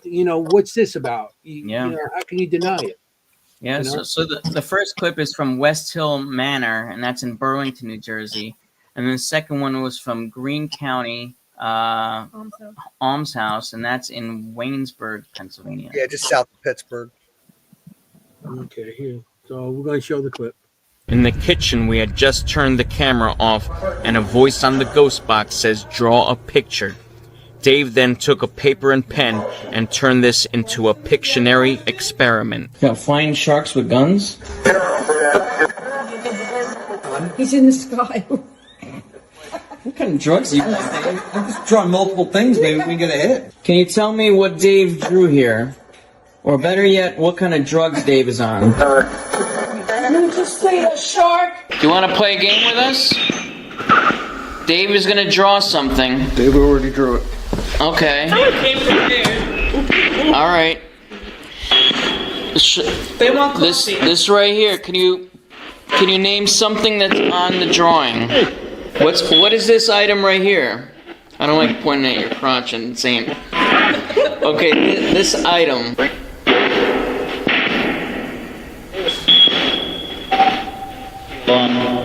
In the sky. Shark! He said shark! Oh my God! Did you hear that? We got it again. We got it again. Again. That was that was even clearer than we got it at West Hill. And you got it recorded. That's. And we're on This is why I do this. This is why I do this. That's You know, awesome. It's crazy. I've been doing this for like 13 years or so. I've investigated hundreds of locations, and I still act like I'm a first timer when we get something amazing. Isn't it? I mean, I think we all do that. It's passion. I can't help it. I just get carried away. But how many times you sat down listening to evidence, especially like on, record or something? You can sit there hours and hours and I hear. Then you hear something, you're like a kid going, "I got something. There's something," and then you got to play it over and over and over to verify it, and you're hoping it's still real, and not something else that might have made it. Well, I know I've done that many times. Some comments by your fans. Yes, my artwork. Maybe we should display it on the website, Nick. Maybe we could put it in the merch store. I've drawn some pretty good World War II tanks that they've gotten, and I drew Terry throwing up one time at a. Yeah, and the picture of Travis was great. The picture of Travis was classic. So. Yeah, I think as a fellow artist, I think you should start displaying your work. Yeah, well, we walk around with the marker board now and the dry erase, and we get it done. So it's just one of these fun type experiments that we do. Another thing that we do, we don't have clips of it, but I like to bring out a little keyboard, or if they have a piano there, and I'll say I'm a master pianist and I'll play. I have no musical ability, but I brag to them like I'm this master musician. And I'll play some nonsense, and then I'll say, "Can you give me some sort of feedback?" And we'll get some incredible responses. Anything from telling me it's great or that I'm a moron. So that's what I like, is getting insulted by spirits. I think that's just a fun time. Or just any type of reaction from something that we do is a good time. Yeah, I think I've been called asshole many a times by the spirits over the years. Yeah, and that's almost kind of like a lead-in to this other clip that we brought along also, where spirits are not very nice to us. There's some. Is that the mean one?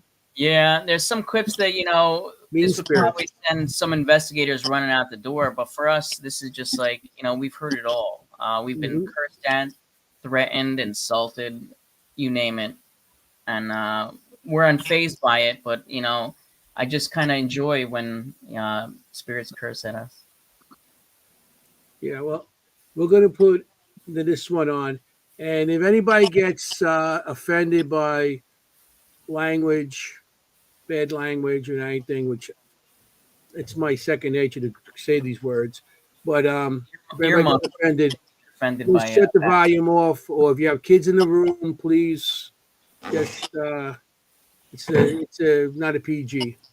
So here we go. They call Mean Spirits, and I really do like this clip too. I was like, oh, this is pretty cool. Here we go. What room number is this? Did you hear that? He just said F you. That's not very nice. You're a bitch. Where's Jeremiah? Be serious about your diet. You need to be serious about your diet? Are you really worried about my diet? Any more visible? Boy, it's still lecturing. Oh, could this be? Whoa! Could this be? That was a woman. Mm-hmm. What is the purpose of life? What are we all meant for?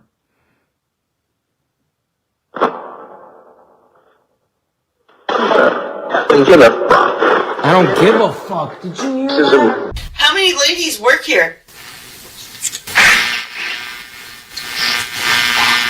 Is Dr. Pitney in this house?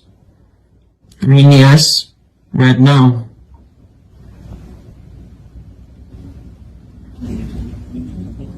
Fuck off. Fuck off. I heard that. Did you hear that? I like, my favorite is "Piss Off."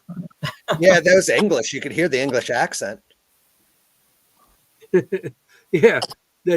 And we would like to report since that investigation, Terry's lost a pound, so they can stop. I know. I was like, they talk about diets and everything. I was like, this is great. This is they're looking for a help.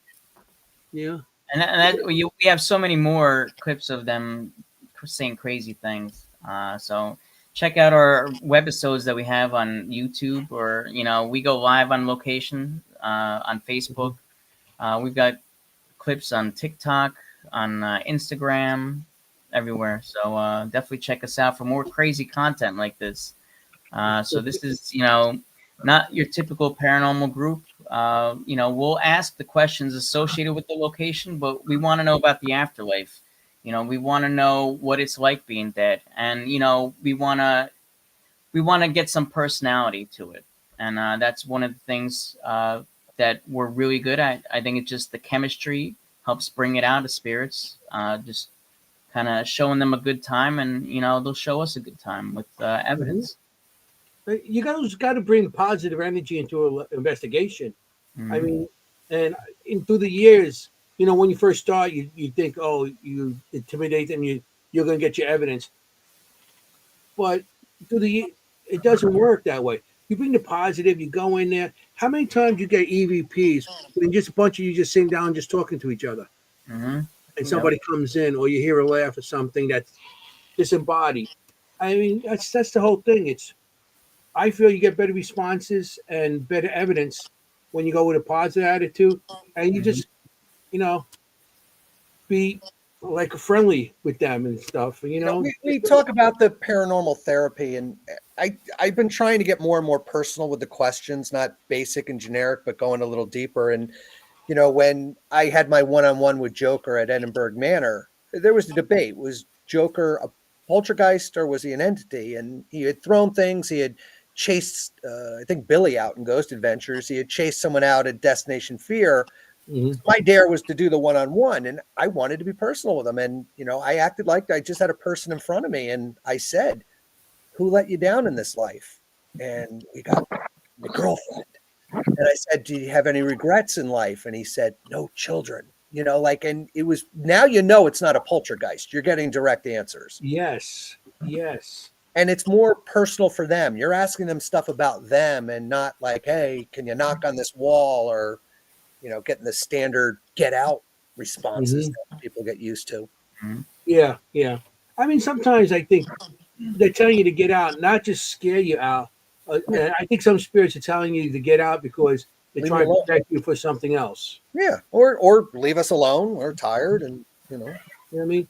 Because I come across as like maybe something's there that they feel is going to hurt you. Is okay, get out before this comes along, or like any like I said, everything we say and do is theory right now until we can actually put it into fact. You know. Yeah. Now, Mary's asking them what their favorite food is, and we do that a lot. Travis can disarm them and ask like very interesting generic questions, and he'll ask them what their favorite pie is or their favorite ice cream. I still remember Nick at the Roundhouse in West Virginia. There were German workers there, and I had asked them, "What do you miss the most from the world?" And we got two responses. One was sugar, and the other was chocolate. And I said, "How about German chocolate cake?" And they laughed, and there was a good laugh coming out of them for something like multiple. That's funny. Yeah, we would like to have Travis have his moments to ask, the questions, because they're not your typical questions that you get asked on a paranormal investigation. So asking, what your favorite pie is or things like that, he gets results doing it. It's really fascinating. Yeah, it's something because, I mean, I'm Italian. I'm going to be missing a lot of foods. Oh yeah. Oh yeah. Hey. Man of God. Manja, follow me. Gabagool. Hey. Yeah. But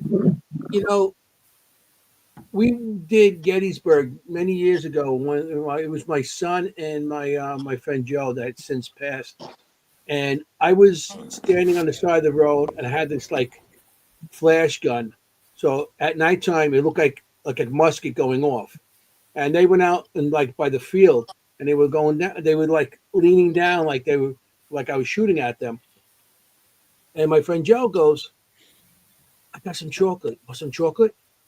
And you get his spirit, and he got disembodied voice, and he actually got it on the recorder. Say, "Give me some chocolate." I mean, Carl. yes.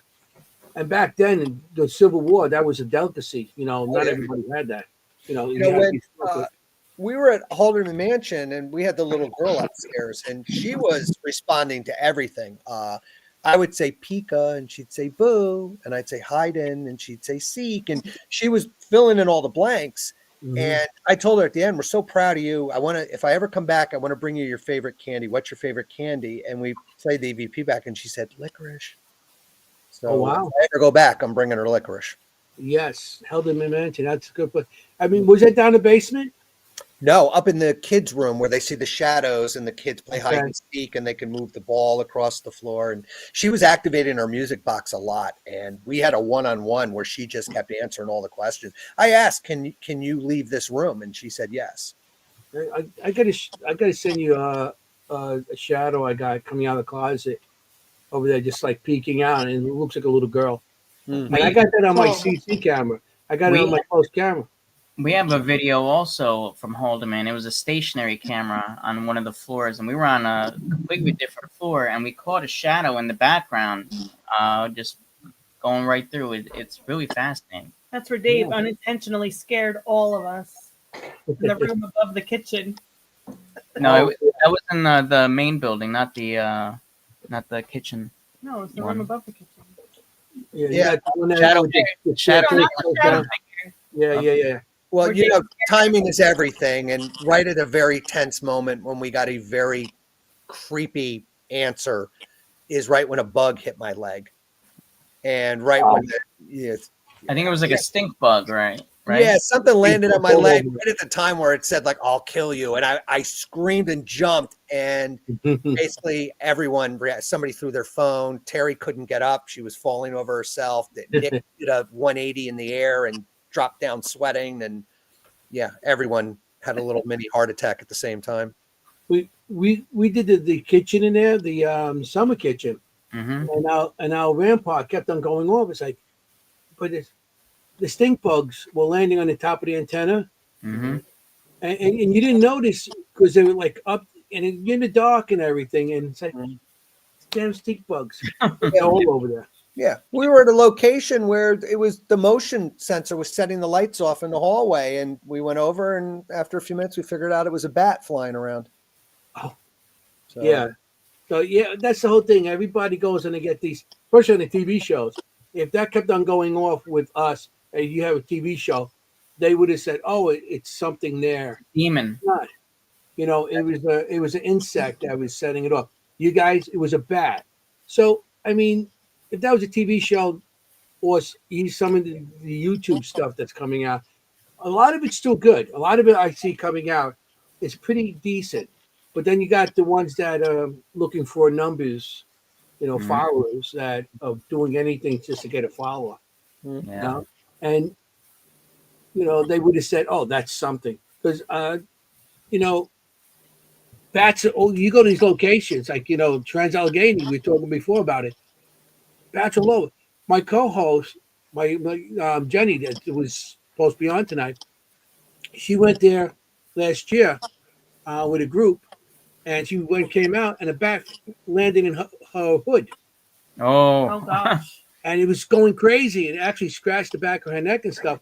But it was just scared, and they did it, and they came out. But I'm like, only you. I've been going there how long, and then you go there once, and you get a bat in your hood. That's quite an accomplishment. Yeah. Yeah, it's like the spirits. Because they have like radar and stuff, like or sonar, or whatever it is, and they get vibrations, so they know where not to fly usually. But yeah, they got that bing bing. Matter of fact, in Burlington Prison, we were there, and I had my DR system going, and I had the cameras all over. And one of the cameras, I was doing a review, and I could see the static. What the hell is this? Then I hear a bat.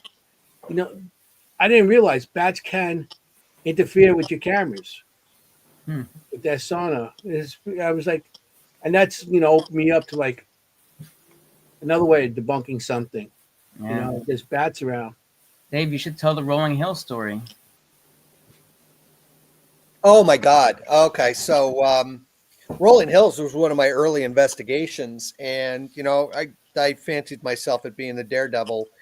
They asked me to go down the hall by myself. They were going to put me on the what do you call that 3D Connect with the lines, Nick?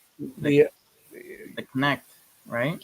Well, I don't know. You were putting the green lines down the hall. Oh, the laser grid. Laser grid. So I'm down there, and they're putting laser, and they're like, where the nurse got stabbed and the person hung himself. So I'm at the end of the hall by myself, and the 6 of them are on the other end of the hall, and they all start screaming at the same time, and I watch them run in like 5 different directions. It was the longest walk of my life, because now I don't know what they've seen or what happened, and I'm walking really slowly back down the hall to where they were, and by the time I'm getting there, they're all getting back and gathering. And I'm like, what the hell just happened? And they're like, oh, we heard a noise in the room. We opened the door and a bat flew out. And I was like, oh my God, it was the longest walk of my life. I thought they saw something happen by me, and I was alone down there. And I've been pretty desensitized ever since. So yeah, that's funny. Yeah, Travis, you're so talkative. Do you have anything to add? He's just running his mouth this whole show. Yeah, I know. No. What's your favorite location? Don't have one. Don't have one. Well, you see spirits all the time, so I know. Yeah, I know. You're walking down the block, you see it. Yeah. So Travis wants us to investigate a haunted ice cream parlor. So that sounds like a good idea. Mm-hmm. Haunted ice cream parlor. Mm-hmm. Make sure the ice cream's still there. Well, that's the problem. He needs to check. So there's nothing wrong with that. I want a haunted like cannoli factory. Yeah, I would go for that. I'll take a haunted brewery. Well, Nick, I think City Field's haunted if you want to investigate it. So. Yeah, right. City. I'm like 5 minutes from there. Yeah. If I want, I can actually walk there, which I don't want. Huh.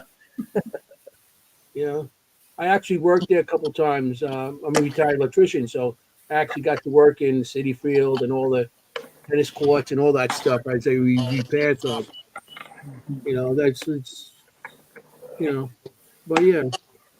I think we're done with all the clips. We did all the clips, didn't we? Yes, we Nick, you did. should have had a clip of me scaring people.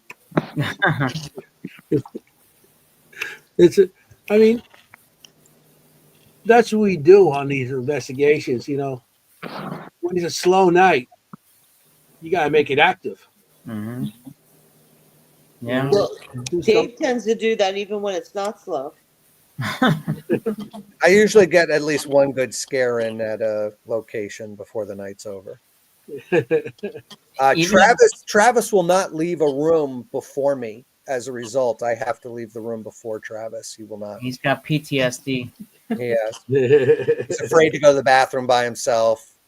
I've been down the hall and heard him saying, "I see you there, Dave. I know you're there," and I'm not. I'm down the hall. Well, that's also one of the things that we wanted to show with this documentary that we did, The Conscious Afterlife, is, not only amazing evidence, but outside the box type experiments that we do, and also the personality that we all have, and some of the fun that we can have in between, and scaring each other, and it's all what turns into a great experience for us and the spirits. I think, and the chemistry that we have a chemistry that most groups don't have. We bring a lot. Everybody brings something to the table, and it's like we're having fun. Nick and I are the humor guys, and we're having fun on the trip down, and we're coming up with ideas, and we're being idiots and silly. And then we get there, and Mel knows the building and the little intricate detail about what we're about to investigate. Terry's he really knows how to do the batteries. That too. Terry and Travis, they have the feels of the building as we're getting there. And then we get there, and then Terry or Travis stumble across something, or Nick picks up a piece of evidence, and I can use my history background to help bring that evidence together because I teach high school history, and I used to do Civil War reenacting, and everybody just has these angles that we bring in, and we have so much fun with it. I think it gets us unique evidence, and we watch the ghost shows, and we're like, that's all they got 2 nights there. We get that usually in a half an hour. It's we get a lot of evidence. Sometimes they do that for 2 weeks.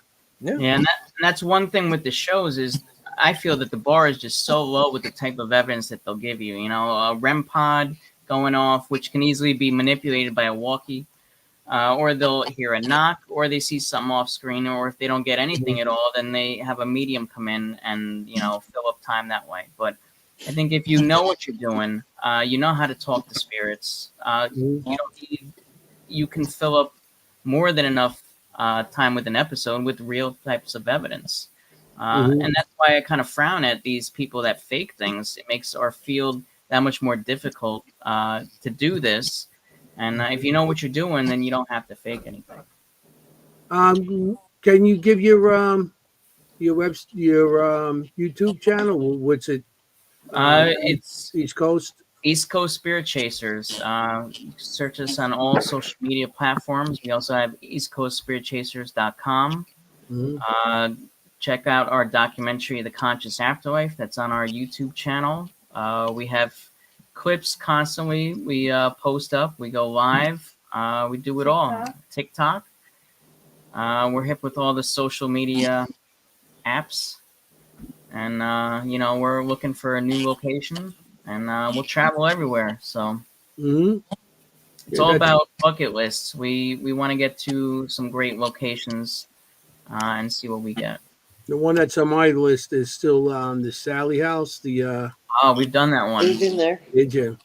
Yeah, we've gotten some great stuff there. And we had a skeptic with us at the time, too. And there was stuff that he was not able to debunk from a scientific mind as well. So that was great. Well, we're coming to an end now. Tonight's almost over. It is over, pretty much.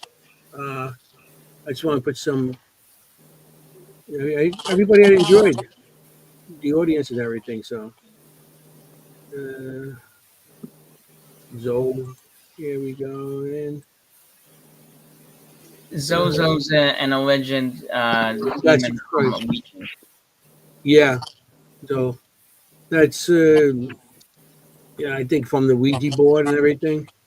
Yeah, just replying to some of the comments here. I see, well, ERRT, East Coast Spirit Chasers, that is the Facebook page, not the group. The group has been, we don't, it's not active. You want to do the page with our little ghost icon on there.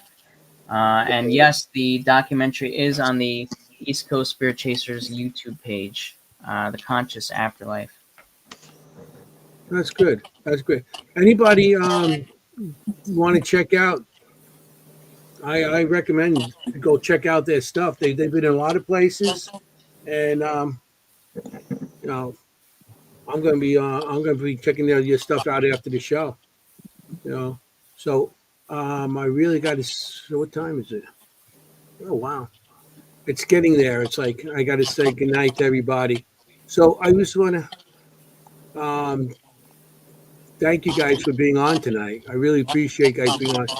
I'm sorry at the beginning when we had a little problem there with the my being blurry, my first part of the show. And now we're getting some audio problems. I don't know. Travis, what do you bring your friends over here to interfere with my stuff here? Yeah. You're blurring me out. Yeah, you got to tell them back off a little bit. They're interfering with everything here. So I just want to thank you guys for being on again.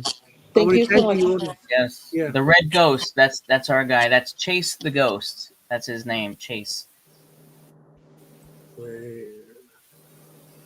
This one here. Yeah. Our logo has the little creepy house in the background, and the red ghost. That's our mascot ghost. His name is Chase. Okay. We appreciate everybody subbing and supporting us. That's it. That's him right there. Yes. Yep. Yep. The little red ghost. That's cool. We got people who are going to come on tonight, you know, and subscribe onto your channel.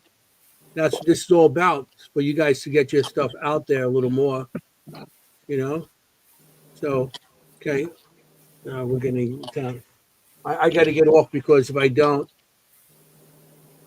we hit the 2-hour mark. I'm gonna get docked. No, I'm just kidding. I'm just kidding. So I just want to thank you guys again. I want to thank the audience for coming out and joining us tonight and the great questions. I try to work with the audience. I just, try to get as much your questions out there. If I didn't, I'm sorry. If I wasn't overlooking you, but it's so much I could do by myself. And so I just want to tell everybody. Oh, I just want to tell everybody thank you. We hit the 1,000 mark on subscriptions on Earth Radio, and appreciate that. We got 10 subscriptions since last week to now, so I thought that was pretty cool. To finish off so we got the 1,000 mark. I want to thank everybody in the audience and everybody that's following us, and also I want to say, if you're going to go out there and investigate, you got to be safe. You got to be safe because you want to look for ghosts. You don't want to be a ghost. I want to say good night. Ciao, familia. Forget about it. Good night. Thank night, you. everybody. Thank you. Thank you. Hey, how you doing?